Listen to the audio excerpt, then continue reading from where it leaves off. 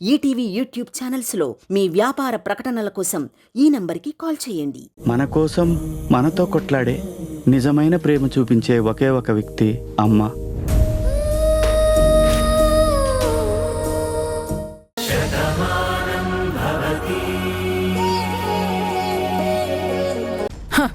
తప్పు చేశాక ఎలా సరిదిద్దుకుంటావో చెప్పు. చెప్పాను కదత్తయ్య, ఈ భాను ప్రాణాన్నైనా వదులుకుంటుంది కానీ తప్పు చేయదు. ఆయనేదో మిమ్మల్ని అవమానించారని అంతలా బాధపడిపోతున్నారు కదా. మీ కొడుకు మీ విలువ తీసేశాడని రగిలిపోతున్నారు కదా.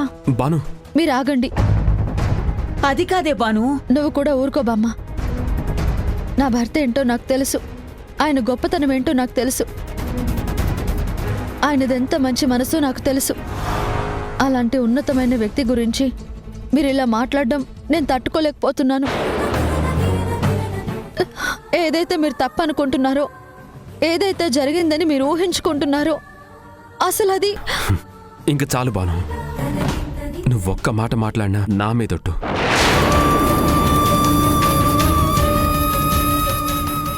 నిజంగా నా మీద గౌరవం ఉంటే నువ్వు ఇంకేం మాట్లాడుకో. అది కాదండి. ఇది మా తల్లి కొడుకుల విషయం, మేం చూసుకుంటాం. ప్లీజ్ నువ్వు సైలెంట్గా ఉండు. అవునే, కోపం వస్తే తిట్టుకునేది వాళ్లే, తర్వాత కలిసిపోయేది వాళ్లే. ఏంటమ్మమ్మా, నా కొడుకులాగే నువ్వు కూడా ఆ భాను వైపు మాట్లాడుతున్నావు? నేను తనని ఏవి అనకుండా ముందర కాళ్ళకి ముందే బంధ వేస్తున్నావు కదూ. ఏం మాట్లాడుతున్నావు ఊర్మిళ? కోపానికైనా అర్థం పర్థం ఉండాలి. నువ్వు కాదనుకున్నంత మాత్రాన భాను మన ఇంటి కోడలు కాకుండా పోతుందా? వాళ్ళిద్దరి పెళ్లికి కర్తవి నువ్వు. వాళ్ళొకటైనప్పుడు నువ్విలా మాట్లాడడంలో అర్థం ఉందా? అమ్మా, అటు సూర్యుడు ఇటు ఉదయించినా నీ కొడుకు మారడమ్మా. నువ్వంటే అప్పటికీ ఇప్పటికీ ఎప్పటికీ నాకు ప్రాణం. అలాగే భాను అన్నా కూడా నాకు చాలా ఇష్టం అమ్మా. తను నా జీవితం అమ్మా. మీరిద్దరూ నాకు రెండు కళ్ళు. ఒక కంటిలో ఆనందం, రెండో కంటిలో కన్నీళ్లు ఉండవమ్మా. ఇది కొంచెం నువ్వు అర్థం చేసుకోమ్మా, ప్లీజ్. బాగా అర్థం చేసుకున్నాను కార్తీక్. ఆ రాముడు తండ్రి మాటని జవదాటని వాడైతే నా కార్తీక్ నా మాటని జవదాటడు అనుకున్నాను. కానీ ఏం చేస్తాం, నువ్వు అందరిలాంటి వాడివే కదా. భార్య మాటలు విని లొంగిపోయావు. ఆ భాను నటనని ప్రేమ అనుకొని మోసపోయావు. నాకు దూరమైపోయావు కదా. మీ భార్యాభర్తల బంధానికిచ్చిన విలువ ఈ తల్లికివ్వలేకపోయావు. నువ్వు ఆ ఇంటికి వెళ్తే నాకు దూరం అయిపోతావని ఆ రోజు నేను తెలుసుకోలేకపోయాన్రా. కానీ ఈరోజు నేను తట్టుకోలేకపోతున్నాను. నీకు నాకన్నా ఎక్కువ భాను అయిపోయింది కదా. వెళ్ళు, వెళ్ళు, అక్కడే ఉండు. వీళ్ళందరూ అదే కదా కోరుకుంటున్నారు. వాళ్ళ కోరికని మన్నించు. ఇక నా బాధ అంటావా? కన్న కొడుకు మట్టిలో కలిసిపోయినప్పుడే నా గుండె రాయిలా మారిపోయింది. ఇప్పుడు ఆ రాయి మీద కన్నీళ్లు కారుతున్నాయి. కానీ నా గుండె బద్దలైపోలేదు. ఇంక చాలత్తయ్య, మీరు ప్రేమను చూపిస్తూ అంటున్న మాటలు శూలాల్లా పొడుస్తున్నాయి. ఆయన మిమ్మల్ని ఎంత అర్థం చేసుకున్నారో ఆయనని మీరు అంత అపార్థం చేసుకున్నారు. ఆయన తప్పు లేదని చెప్తుంటే మీకు అర్థం కావడం లేదు. అంటే తప్పంతా కూడా నీదే అని చెప్పి ఒప్పుకుంటున్నావా?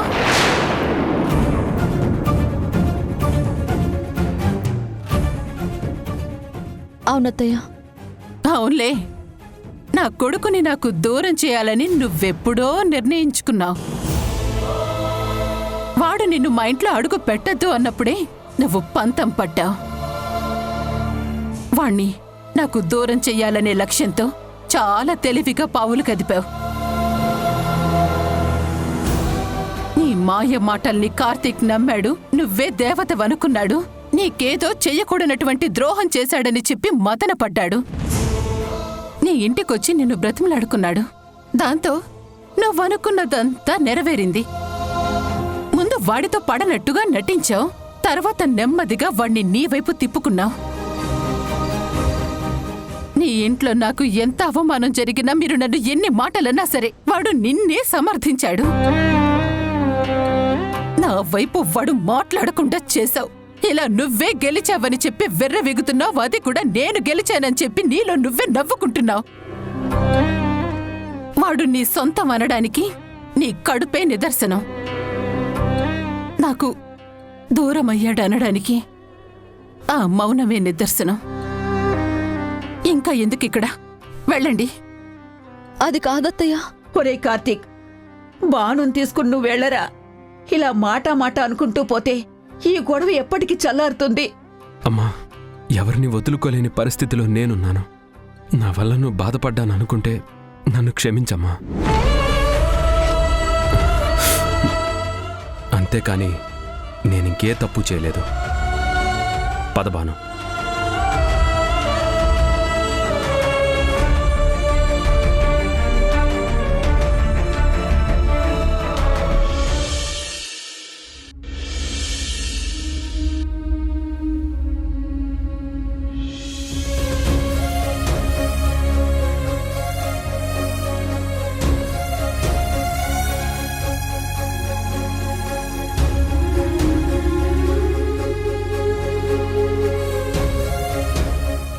బాను,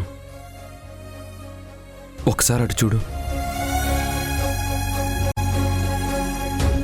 చూసావా బాను, పచ్చని తోరణాలతో ఇల్లంతా ఎలా కలకలాడుతుందో.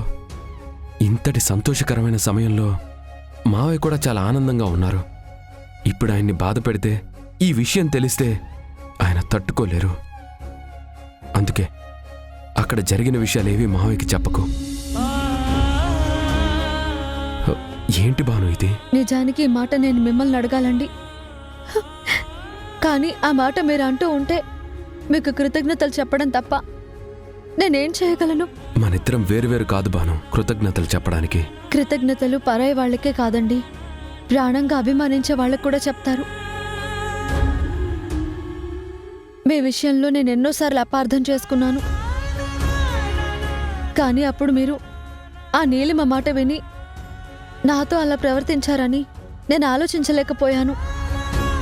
నా కోసం మీరు ఇంటికి వచ్చినప్పుడు, నేను ఎన్ని అన్నా మీరు భరిస్తున్నప్పుడు, నా ప్రేమ కోసం మీరు పరితపిస్తున్నప్పుడు నాకు అర్థమైంది మీ గొప్పతనం ఏంటో. అంతేకాదు, ఇప్పుడు ఈ విషయం మీ గుండెలు పిండేస్తుందని కూడా నాకు తెలుసు. అత్తయ్య అన్ని మాటలు అంటున్నా మీరు నా కోసం భరించారని నాకు తెలుసు. నన్ను దోషిని చేయకూడదని మీరు దోషిగా నిలబడ్డారని కూడా నాకు తెలుసు. కంటికి రెప్పలా కాపాడినట్టు, మనిషి నీడని అనుసరిస్తున్నట్టు మీరు నా కోసం ఇంత చేస్తున్నారు. కనీసం కృతజ్ఞతలు కూడా చెప్పుకోకపోతే నన్ను మనిషి అని కూడా అనరు. లేదు బాను, ఒకప్పుడు మా కుటుంబం మొత్తం నిన్ను బాధ పెట్టింది. అండగా నిలబడాల్సిన నేను కూడా నిన్ను అపార్థమే చేసుకున్నాను. అప్పుడు నువ్వు కన్నీళ్లు పెట్టుకున్నావు, కానీ మా మీద పగ పట్టలేదు. నువ్వేంటో తెలుసుకున్నాను కాబట్టి నన్ను నేను మార్చుకున్నాను. నీకోసం నేను బ్రతకాలని నిర్ణయించుకున్నాను. పద లోపలికి వెళ్దాం. అదేంటి మావయ్య, ఇంత మంచు పడుతుంటే మీరు ఈ చలిలో బయట నిలబడున్నారు? ఏంటి బాబు, నాకు నిజం తెలిస్తే నేనేమైపోతానని భయపడుతున్నారా? అది కాదు మావయ్య. నాకంతా తెలుసు బాబు. మీరు నాకు చెప్పకపోయినా అన్నీ నాకు చెప్పేందుకు నా ఫ్రెండ్ ఉన్నాడుగా. నాకిప్పుడు చాలా ఆనందంగా ఉంది బాబు. నన్ను కంటికి రెప్పలా చూసుకునేందుకు నువ్వు భాను ఉన్నారు. మీ గొప్ప మనసుకి నేనెప్పటికీ రుణపడి ఉంటానయ్యా. ఇప్పటికే మీరెన్నో బాధలు పడ్డారు నాన్న. మళ్ళీ మేము మీకు సమస్య కాకూడదన్నదే మా ప్రయత్నం. పిచ్చి తల్లి, మీరిద్దరూ నాకు సాయమే అవుతారు, కానీ సమస్య ఎప్పటికీ కారు. నువ్వు రా బాబు. బాను, ఎక్కడికి వెళ్ళిపోయావు బాను? ఇందాకటి నుంచి నీకోసమే ఎతుకుతున్నాను. నా కోసమా? ఎందుకు పిన్ని? ఎందుకంటావేటి? తెల్లారితే పెళ్ళి పెద్దవి నువ్వే కదా. నీ చేతికి గోరింటాకు లేకపోతే ఏం బాగుంటుంది? ఇంకెప్పుడు పెట్టుకుంటావు? ఇప్పుడు వచ్చాను కదా, ఇప్పుడు పెట్టుకుంటానులే. నువ్వేం పెట్టుకుంటావు గాని రా, నేను పెడతాను. పెద్దమ్మా, బాణమ్మ చేతికి పెట్టే గోరింటాకు ఆకాశంలో చందమామలా పండాలి. ఎందుకురా? ఎందుకంటావేంటి? అల్లుడు బాబు ఎంత మంచోడు. ఆయన మంచితనం అందరూ తెలిసేట్టుగా పండాలి కదా.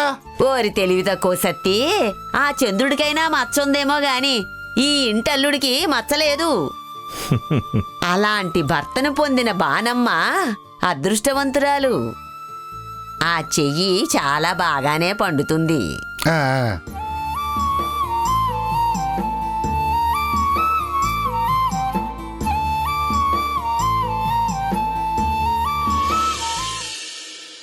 అసలు మనం అనుకున్నది జరుగుతుందంటావా?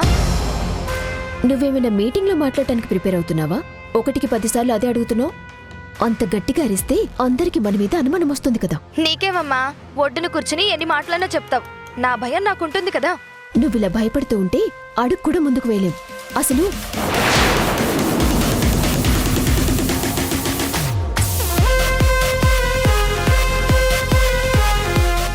ఏంటి రాము, చాటుగా నిలబడి మా మాటలు వింటున్నావా? నీ దగ్గర భయమేముంది?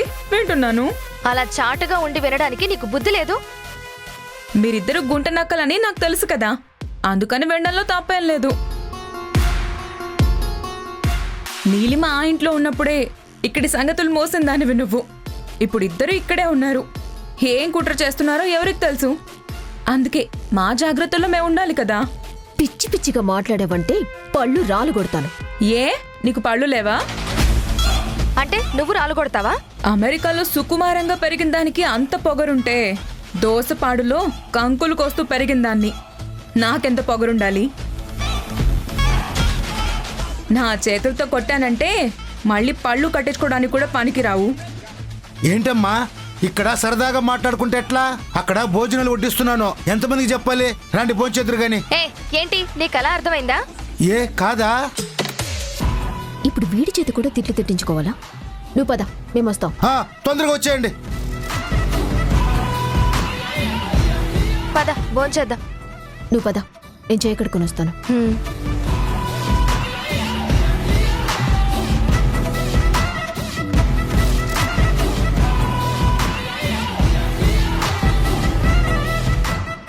ఒరే సత్తి, పెద్దమ్మా, పెళ్లి కూతురికి ముందు వడ్డించరా. అలాగే పెద్దమ్మా.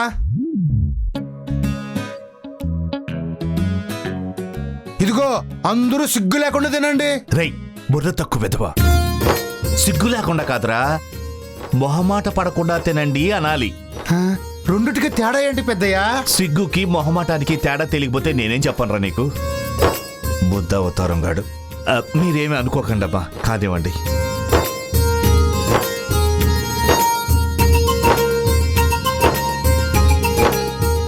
ఇదేంటి గోంగూర పచ్చడి ఇక్కడ పెట్టారు? భాను కోసం స్పెషల్గా తీసి దాచారా? అసలే ఆవిడ గారు ఈ ఇంటి మహారాణి కదా, ఇది తనకి దక్కకూడదు.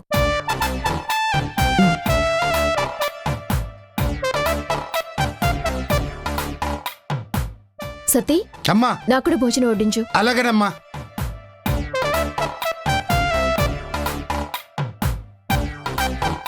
సతే, పెద్దయ్యా, భాను అల్లుడు గారు రాలేదేంట్రా? పిలిచాను పెద్దయ్యా. అదిగో వస్తున్నారు.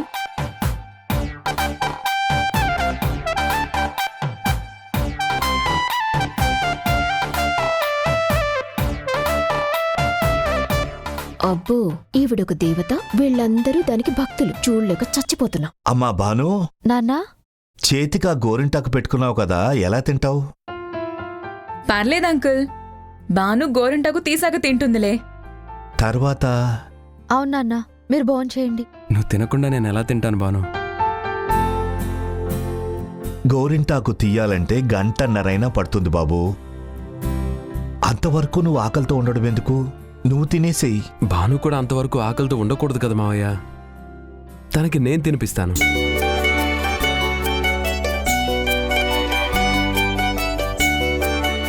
అయ్యో అల్లుడు బాబు, మీరు తినిపిస్తారా? రేయ్, ఏంట్రా ఇల్లు కూలిపోయేలా అలా అరుస్తున్నావు? అది కాదు పెద్దయ్యా, అందరి ముందు అల్లుడు బాబు అన్నం తినిపించడం ఏంటి? తన భార్యకి తను అన్నం తినిపిస్తే తప్పే ఉంది. అవునమ్మా, బాగా చెప్పారు. వడ్డించు వడ్డించు.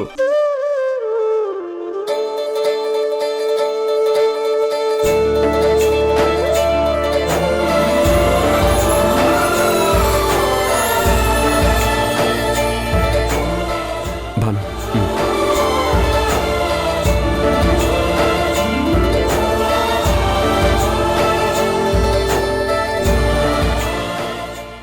తినకూడదంట తినిపిస్తాడు. ఏదైతే చూడకూడదనుకున్నానో అదే చూడవలసి వస్తుంది. ఛ! ఏ సతీ, అమ్మా కాస్త నే తీసుకురా. తీసుకొస్తున్నానమ్మా. ఆ, అదేంటమ్మా అదేసి కలుపుతున్నావు? ఉమ్, తినడానికి. ఏంటి ఇది తింటారా? అవును, అసలు అదేంటో తెలుసా? తెలుసు. మీరంతా మీ భాను కోసం దాచిన గోంగూర పచ్చడి. పెళ్లిల్లో ఇలాంటివి గెస్ట్ల కోసం దాచాలి, అంతేకాని ఇంట్లో వాళ్ళ కోసం దాచకూడదు. అందుకే నేను తెచ్చుకున్నా. ఓ, మొత్తం తింటారా? ఆ, కొంచెం కూడా మిగల్చకుండా తింటా. అది కాదమ్మా. నువ్వు ఆగు సత్తి, తింటాను అంటుంది కదా, తినని. కాదు అంటే తన కోపం వస్తుంది. అసలే మన గెస్ట్ కదా, నువ్వు కాస్త నేవే. సరేనమ్మా, తినండి తినండి, బాగా తినండి తినండి. చాలు.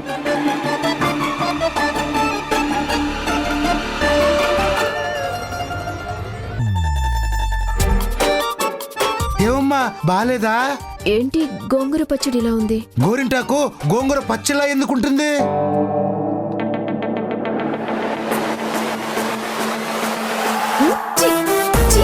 గోరింటాకా? అవును. అయినా నోరు పండాలంటే తౌలుపాకు తినాలి కానీ ఇలా గోరింటాకు తింటారా? ఆ? ఏంటి గోరింటకు తింటున్నావా? అది తింటే చచ్చిపోతారు కదమ్మా. ఆ. అమ్మమ్మమ్మమ్మ, ఇక్కడ అందరూ భోజనం చేస్తున్నారు కదా, అలా బయటికి వెళ్ళి కక్కో. వెళ్ళు వెళ్ళు. రే, నీకు బుద్ధుందా? తనకి తెలియకపోతే తినేటప్పుడు నువ్వైనా చెప్పాలి కదా. నువ్వు తను చెప్తే వినే రకమా? భాను కోసం స్పెషల్ గా పచ్చడి చేశారేమో అనుకుంది, అందుకే తినాలనుకుంది. తినింది, ఇప్పుడు అనుభవిస్తుంది. తిను.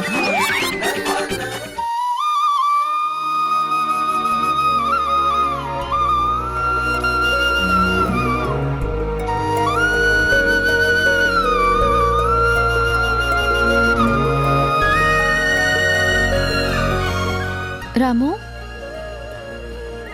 ఏంటి ఆలోచిస్తున్నావు? భాను, నీకు నీలిమ మీద ఏ అనుమానం రాలేదా? ఎందుకు? మనమంటే పడని నీలిమ ఇక్కడే ఉంటుంది, నీకు సాయం అంటుంది, ఎన్ని మాటలన్నా దులిపేసుకుంటుంది. సిగ్గులేంది కదా, అలాగే చేస్తుందిలే. ఆయన నాకు ఎక్కడ దగ్గరైపోతారోనని గోతికాడ నక్కలా కాచు కూర్చుంటుంది. లేదు భాను, నువ్వు కార్తిక్ గారు బయటికి వెళ్ళిన దగ్గర నుంచి నీలిమ వైశాలి ఒకటే గుసగుసలాడుకుంటున్నారు. వాళ్ళేదో చేయబోతున్నారని అనుమానం వచ్చి వాళ్ళేం మాట్లాడుకుంటున్నారో తెలుసుకోవాలని నేను వెళ్ళాను. కానీ నాకు తెలియకుండా జాగ్రత్త పడుతున్నారు. అంటే ఏంటి నీ ఉద్దేశం? ఈ పెళ్ళాపడానికి ఏమైనా ప్లాన్ చేస్తున్నారా? అందులో సందేహం ఏముంది? వైశాలికి ముందు నుంచి ఈ పెళ్ళంటే ఇష్టం లేదు. ఆ నీలిమ నీ పరువు తీయడమే జీవితాశయంగా పెట్టుకుంది. రేపు పెళ్లిలో గొడవ పెట్టి ఈ పెళ్లి ఆపేసిందనుకో, నీ చేతుల మీదుగా జరుగుతున్న పెళ్లి ఆగిపోయిందని చెడ్డ పేరు నీకు తీసుకొస్తుంది. ఇంటి పరువు పోతుంది. అందరి ముందు నువ్వు తలదించుకోవాల్సి వస్తుంది. చెప్పావుగా, పరిస్థితి అంతవరకు రానివ్వను. అంటే ఏంటి? ఆ నీలిమని ఇంట్లో నుంచి పంపించేస్తావా? పంపించవలసింది నీలిమని కాదు, వైశాలి మనసులో ఉన్న దురభిప్రాయాన్ని.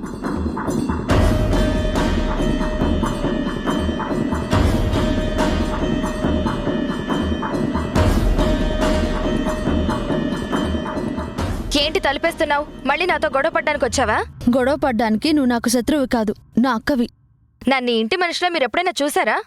మీ ఇంట్లో పడి తింటున్న మనిషిలాగే చూశారు. నేను మీకు భారం అనుకుంటున్నారు కదా. మాలో ఎప్పుడు నీకు ప్రేమ అభిమానాలు కనిపించలేదా? ఉంటే కదా కనిపించటానికి. అవునా? సరే రా, చూపిస్తాను.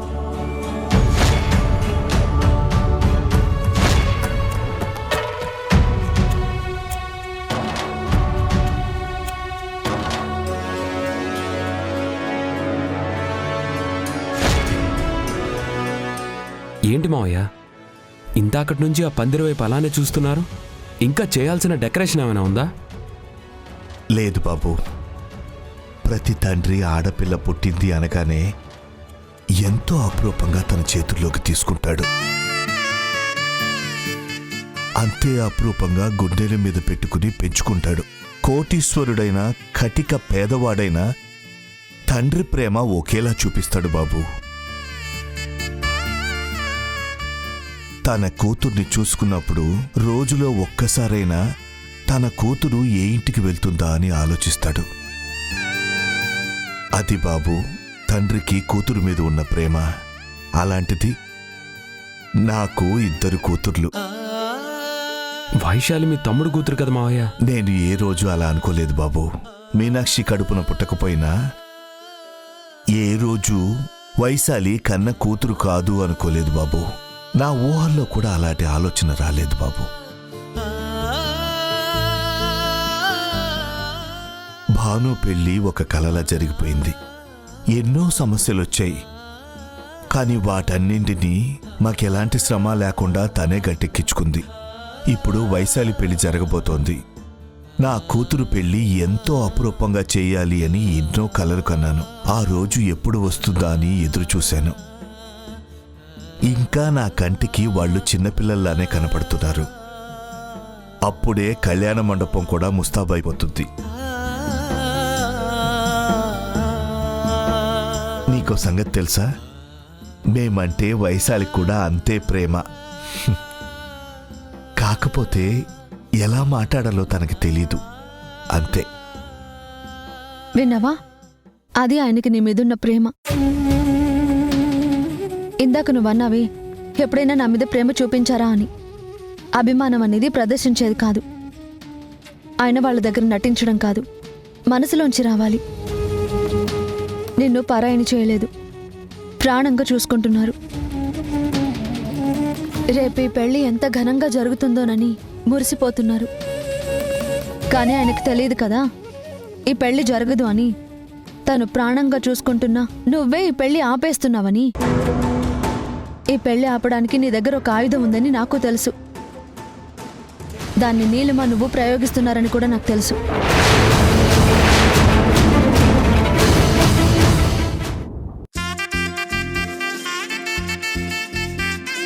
ఏంటమ్మా అందరిని రమ్మన్నారు? పెళ్లిలో ఏమైనా లోటుపాట్లున్నాయా? ముందు మీ కూతుర్ని అడగండి అన్నయ్య. ఏంటండి, ఏం జరిగింది? నువ్విలా చేస్తావని నేను అస్సలు అనుకోలేదు. నువ్వు కార్తీక్ కన్యాదానం చేయడం నాకు ఇష్టం లేదమ్మా. ఈటీవీ విన్ యాప్ రోజుకి కేవలం ₹1 మాత్రమే. ఇప్పుడే ఈటీవీ విన్ యాప్ డౌన్లోడ్ చేసి సబ్స్క్రైబ్ చేయండి.